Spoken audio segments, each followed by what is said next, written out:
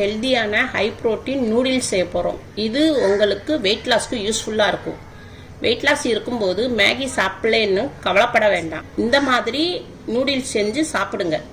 மேகியை காட்டிலும் ரொம்ப டேஸ்ட்டாக இருக்கும். வாங்க எப்படி செய்யலான்னு பார்ப்போம்.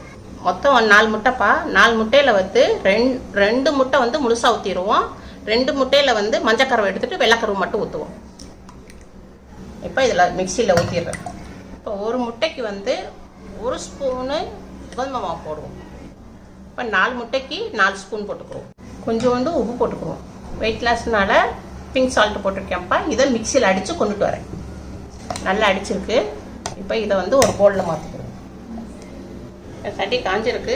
இப்போ வெங்காயத்தை வெட்டி அதில் கொஞ்சம் எண்ணெய் மட்டும் அதில் இது செஞ்சுருக்கேன். இப்போ தடவை மிக்சியில் முட்டையும் கோதுமையும் அடித்து வச்சுருந்தோம் இல்லையா, அதை வந்து தோசை மாதிரி ஊற்றிக்கிடுவோம்.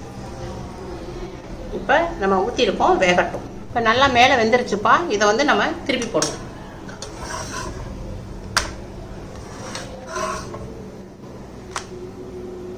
இப்போ இதை எடுத்துப்பா. இதை வந்து இப்படி சுருட்டணும். இதை வந்து இப்படியே சுற்றிக்கிட்டே வரணும், சுருட்டிக்கிட்டே வரணும். நல்லா லூஸாக அது செய்யாமல் நல்லா டைட்டாக சுற்றிக்கணும். இப்போ இதை சுற்றியாச்சு. இப்போ இதை வந்து நம்ம பொடி பொடியாக கட் பண்ணணும். இந்த மாதிரி நீங்கள் கொஞ்சம் கொஞ்சமாக பொடி பொடியாக நறுக்கிக்கோங்க. நூடுல்ஸ் மாதிரி வந்துருச்சு இல்லையா உங்களுக்கு. இப்போ இதை எல்லாத்தையும் நம்ம கட் பண்ணிட்டோம். இந்த பாருங்கள், நல்லா நூடுல்ஸ் மாதிரி வந்துருச்சு. இப்போ சட்டி காஞ்சிருச்சு. இப்போ 1 ஸ்பூனு எண்ணெய் ஊற்றிக்கிறேன். வெயிட் லாஸில் இருக்கும்போதுப்பா கடலெண்ணெய் நல்லெண்ணெயும் சேர்த்துக்கோங்க. இது ரீஃபண்ட் ஆயில் யூஸ் பண்ணாதீங்க.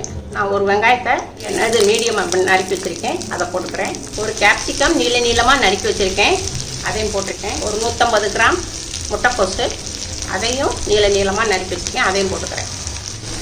வதக்கிக்கிறோம். இது 2 பேர் சாப்பிட்ற அளவுக்கு செஞ்சுருக்கேன். நீங்கள் 1 பேர் செய்கிறதானா நீங்கள் இதிலேருந்து பாதி கம்மி பண்ணிக்கோங்க. ஒரு 5 நிமிஷத்துக்கு நல்லா வதக்கிக்கோங்க. பச்சை வடை போகிற அளவுக்கு நம்ம வதக்கிக்கிடுவோம். இப்போ இதை வந்துப்பா நம்ம வந்து மத்தியானத்துக்கு லஞ்சுக்கும் வச்சுக்கலாம். இப்போ நம்ம நிறைய காய் போட்டிருக்கனால நமக்கு உடம்புக்கும் ரொம்ப நல்லது. இப்போ நம்ம காய்க்கு உப்பு போட்டுக்கு பிங்க் சால்ட் போட்டுக்குருவோம்ப்பா. இப்போ நம்ம காரம் சேர்க்கலையா, காரத்துக்கு நம்ம மிளகாப்பொடி 1 ஸ்பூன். அரை தக்காளி மிக்சியில் அடித்து எடுத்து வச்சுருக்கேன், அதை இப்போ ஊற்றிருக்கேன். இப்போ ஒரு வதக்கிட்டுருவோம். இப்போ 2 நிமிஷம் நல்லா வதக்கிக்கோங்கப்பா. இப்போ நல்லா வதங்கிடுச்சு. இப்போ நம்ம செஞ்சு வச்சுருக்க நூடுல்ஸ் எடுத்து இதில் போட்டுருவோம். இதையும் கிளறி விட்டுக்குருவோம். மசாலா எல்லாம் ஃபுல்லாக வர்ற மாதிரி நம்ம கிளறிக்கிடுவோம். நூடுல்ஸ் ரெடி ஆயிடுச்சு.